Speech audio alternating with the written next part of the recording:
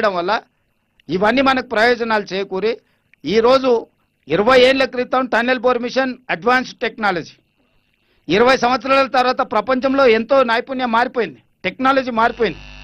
ఈరోజు ఈ 9.8 కిలోమీటర్లు ఇప్పుడు బ్యాలెన్స్ ఉంది. ఆ బ్యాలెన్స్ టన్నెల్ పూర్తి చేయడానికి టన్నెల్ బోర్ మిషన్స్ పాడవడము, ఆ సాంకేతిక నైపుణ్యంతో చేస్తే ఇంకా ముందుకు వెళ్ళలేని పరిస్థితులు ఉన్నాయి. కాబట్టి నూతన సాంకేతిక నైపుణ్యంతో ఆనాడేసిన అంచనాల ప్రకారం ఈనాడు పనులు పూర్తి చేయించడానికి ప్రభుత్వం నిర్ణయం తీసుకున్నది. మన మంత్రివర్గంలో వాటి అన్నిటిని ఆమోదించడం జరిగింది. దాని మీద కూడా ఆరోపణలు చేయడానికి చిల్లర ప్రయత్నాలు చేస్తున్నారు. దయచేసి హరీష్ రావు గారికి నేను సూచన చేస్తున్నా, చిల్లర మాటలు మానేయండి. మీరు తప్పులకు పాల్పడ్డారు, మీరు అప్పుల పాలు చేసిరు, తెలంగాణలో దోపిడీకి పాల్పడ్డారు కాబట్టి ప్రజలు తీసి పక్కన కూర్చోబెట్టిండ్రు. ఇప్పుడైనా కనీసం వారు నల్గొండ జిల్లాకు ప్రాతినిధ్యం వహిస్తూ నేను మహబూబ్నగర్ జిల్లాకు ముఖ్యమంత్రిగా నేను, సాగునీటి పారుదల శాఖ మంత్రిగా వారు, కోమటిరెడ్డి గారు ఉండి మా జీవితకాలం తరతరాలుగా మాకు ఉపయోగపడే ప్రాజెక్టును మేము పూర్తి చేయకపోతే ఈ ప్రాంత ప్రజలు మమ్మల్ని క్షమిస్తారా? ఈ ప్రజలకు ఈ ప్రాజెక్టును పూర్తి చేయకపోతే మాకు ఈ అధికారం ఉండి ప్రయోజనం ఏమైనా ఉందా? కాబట్టి వాళ్ళు ఎలాంటి చిల్లర మల్లర మాటలు మాట్లాడి ఏం ఆరోపణలు చేసినా నిలబడి ఎదుర్కోదలుచుకున్నాము. ఈ ప్రాజెక్టును పూర్తి చేయదలుచుకున్నాము. ఈరోజు అందరినీ ప్రపంచంలో ఉండే ప్రతి పరిజ్ఞానాన్ని టన్నెల్ బోర్ మిషన్ బేరింగ్ పోతే వెంకటరెడ్డి గారిని అమెరికాకు పంపించినండి. నేను ఆ కంపెనీతో మాట్లాడి ఎంబడే ఆ బేరింగ్ తీసుకొని వచ్చి పనులని ఆ బేరింగ్ తెచ్చి ఫిట్ చేసి పని మొదలు పెడితే కొంచెం దూరం పోగానే మళ్ళీ ఒక సమస్య వచ్చింది. ఎందుకంటే ఈ ఎక్విప్మెంట్ అంతా కూడా 20 ఏళ్ల కింద ఇంపోర్ట్ చేసిన ఎక్విప్మెంట్. 20 సంవత్సరాలు ఆగిపోతే మీకు తెలుసు 15 రోజుల కారు మనము పార్కింగ్లో నుంచి బయటికి తీయకపోతే అది బెంచ్ కార్ అయినా BMW కార్ అయినా ఏదో ఒక సమస్య వస్తుంది. ఇప్పుడు 20 కిలోమీటర్ల లోపల ఉన్నాయి మిషన్లు. 20 కిలోమీటర్ల లోపలికి ఆక్సిజన్ తీసుకెళ్లాలన్నా, ఎక్విప్మెంట్ తీసుకెళ్లాలన్నా, లోపల పని చేయాలన్నా ఒక లోపల టన్నెల్ లోపల చేసే పని. కాబట్టి ఇది అత్యంత క్రిటికల్ సిచ్యువేషన్. ఈ క్రిటికల్ సిచ్యువేషన్ అడ్రస్ చేయడానికి అందరు సాంకేతిక నైపుణ్యం ఉన్న వాళ్ళందరినీ కూడా తీసుకొని ఈరోజు మళ్ళీ దీన్ని ముందుకు వెళ్ళడానికి అవసరమైన సర్వేలు చేయడానికి ఇక్కడ ఇది ఏదో ఓపెన్ ల్యాండ్ జనరల్ ల్యాండ్స్లో మనం టన్నెల్ చేయడం ఈజీ, కానీ ఇది టైగర్ రిజర్వ్ ఫారెస్ట్, పక్కనే మన కృష్ణానది ఉన్నది. ఈ అన్ని నేపథ్యంలో దీన్ని జాగ్రత్తగా ఈ పనుల్ని పూర్తి చేయడానికి ఇవాళ నిర్ణయం తీసుకున్నాం.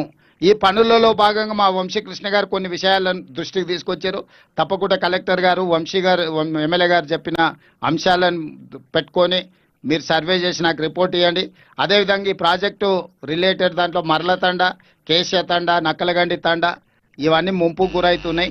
వాళ్ళకి నష్టపరిహారంతో పాటు R&R ప్యాకేజీని కూడా తొందరలోనే ఈ సంవత్సరం 31 డిసెంబర్ దాటకంటే ముందే ఈ గిరిజనులకు న్యాయం చేసి వాళ్ళని ఆదుకొని వాళ్ళకి ఎలాంటి నష్టం జరగకుండా వాళ్ళని ఆదుకునే బాధ్యత మాది. ఎందుకంటే దేవరకొండ ఎమ్మెల్యే గారు, అచ్చంపేట ఎమ్మెల్యే గారు ఉన్నారు. వారిద్దరి తండాల ప్రజలతో మమేకమై ఉన్నారు. వాళ్ళ దృష్టికి పదే పదే తెస్తున్నారు. నేను ఈ సందర్భంగా మర్లపాడు, కేశ తండ, నక్కలగండి తండ మా లంబాడ సోదరులందరూ కూడా నేను ఒకటే మాట చెప్పదలుచుకున్నా, డిసెంబర్ 31 లోపల మీ సమస్యల్ని పరిష్కరించే బాధ్యత తెలంగాణ రాష్ట్ర ప్రభుత్వం తీసుకుంటుంది. మీడియా మిత్రులకు కూడా నా సూచన, ఇది మనం ఇప్పుడు పూర్తి చేసుకోకపోతే ఇంకెప్పటికి పూర్తి కాదు, ఇంకెప్పటికంటే ఎప్పటికి కాదు. ఇంత గొప్ప అవకాశం మంత్రి, ముఖ్యమంత్రితో సహా ఈ ప్రాంతంలోనే పుట్టి పెరిగిన వాళ్ళు ఉన్నప్పుడు కాకపోతే ఇంకా దీన్ని ఎవ్వరు చెయ్యరు.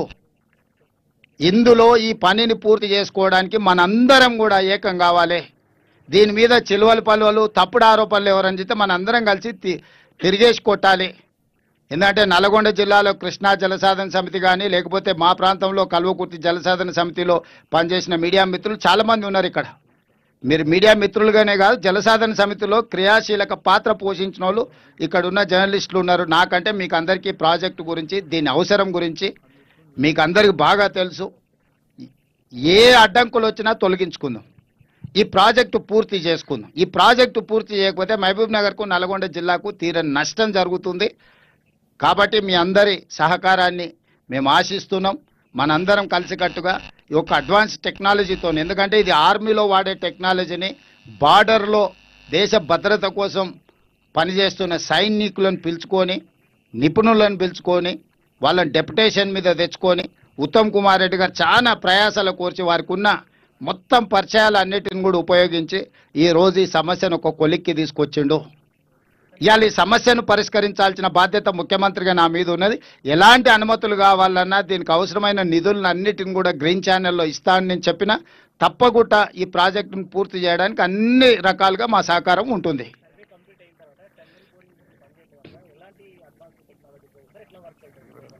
ఇప్పుడు ఆ వివరాలన్నీ కూడా టెక్నికల్ పర్సన్స్ ఉన్నారు. నేను చెప్పేదానికంటే వాళ్ళు అందుకే మీకు చెప్పిండ్రు. ఇప్పుడు టన్నెల్ బోర్ మిషన్ను పక్కన పెట్టి సేమ్ అంచనాలతోనే దాన్ని మొత్తం తీసేసి 11 మీటర్స్ డయా టన్నెల్ 9.8 కిలోమీటర్ల ఇది ఏదైతే ఉన్నదో అది కంప్లీట్ చేస్తాం. సర్వే రిపోర్ట్స్ వచ్చి మేజర్గా ఈ సర్వే ఏంటంటే ఏరియల్ నుంచి సర్వే చేస్తే 800 నుంచి 1000 మీటర్ల వరకు భూమిలో ఏమేమి ఉన్నాయి, రాళ్ళు ఎక్కడున్నాయి, మట్టి ఎక్కడుంది, నీళ్ళు ఎక్కడుంది, ఏమైనా ఖనిజ సంపద ఉన్నదా ఏందనేది మొత్తం డీటెయిల్ ఇస్తుంది. ఇప్పుడు మనకేందంటే ఎక్కడ ఏముంది, ఎక్కడ లూజ్ సాయిల్ ఉంది. ఇప్పుడు మన ప్రమాదం జరగడానికి కారణం ఏంది, ఒక దగ్గర కంప్లీట్గా లూజ్ ఉండి నీళ్లు ఉండి బురద ఉండడం వల్ల మనం బోర్ చేయంగానే కింద మట్టి తీయంగానే మొత్తం కూలిపోయింది. దాంతో టన్నెల్ బోర్ మిషన్ పాడవడం కాబట్టి 8 ప్రాణాలు పోయినాయి. ఇప్పుడు ఎవ్రీ 2.5 మీటర్స్లో ఏమేమి ఉన్నదో కంప్లీట్గా ఇది డేటా ఇస్తుంది. ఈ ఎనాలిసిస్ చేసుకొని ఆ పరిస్థితులను బట్టి టన్నెల్ దొవ్వేటప్పుడు తీసుకోవాల్సిన జాగ్రత్తలన్నీ తీసుకుంటారు. అందుకోసమే ఇప్పుడు ఇది సర్వే చేస్తున్నాం.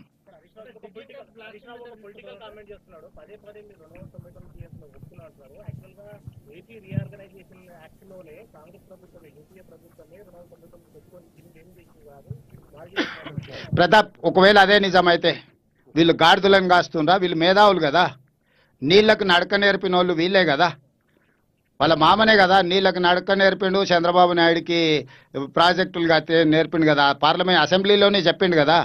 ఇప్పుడు గతంలో తప్పులు జరిగినాయి కాబట్టి తప్పులన్నీ సరిదిద్దుకోవడానికి తెలంగాణ రాష్ట్రం తెచ్చుకున్నాం. గతంలో ఏదైనా తప్పులు జరిగినాయంటే ఏ తప్పులు జరగకపోతే తెలంగాణ రాష్ట్ర ఉద్యమం ఎందుకు వస్తుండే, ప్రజలు ఎందుకు తిరగబడుతుండ్రి? గత ఉమ్మడి రాష్ట్రంలో మన ప్రాంతానికి అన్యాయం జరిగిందనే కదా ప్రజలు తిరుగుబాటు చేసి తెలంగాణ రాష్ట్రం తెచ్చుకోరు.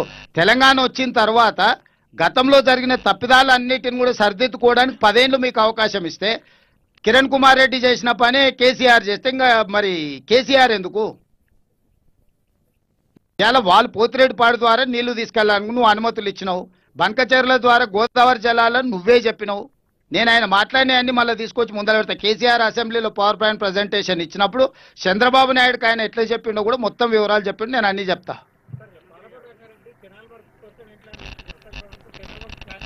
ఇప్పుడు ప్రాజెక్టుని దీన్ని లిఫ్టులు వీటిని చేసిన తర్వాత కెనాల్స్ మీదకి వస్తాం. బడ్జెట్ కన్స్ట్రెయిన్స్ ఈరోజు ఆర్థికంగా చాలా ఇబ్బందికరమైన పరిస్థితి ఉంది. టెండర్లు పిలిచి కాంట్రాక్టర్లకు ఇచ్చిన తర్వాత నిధులు విడుదల చేయకపోతే అంచనాలు పెరుక్కుంటా పోతాయి. సో ఉన్న నిధులను బట్టి ప్రాధాన్యత క్రమంలో పనులు పూర్తి చేస్తున్నాం.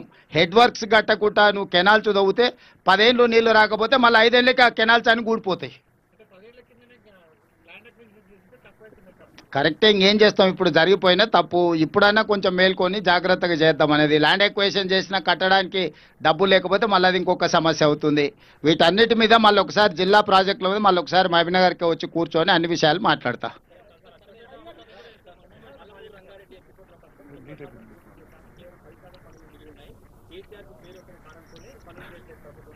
ఎవరైనా ఇక వాళ్ళు మాట్లాడేది జనాలు చెప్పారు కదా, మా జనాలు ఆల్రెడీ సమాధానం ఇచ్చారు. జిల్లాల బొందబెట్టినా కూడా బుద్ధి రాలేదు. ఇంకేం చెప్తామే వాళ్ళు అడిగేదానికి. ధన్యవాదాలు. నేను మీకు చెప్పే ఒకటి చెప్తా. పాలమూరు రంగారెడ్డి ప్రాజెక్టుకి టీఆర్ఎస్ టైంలో 27,000 కోట్లు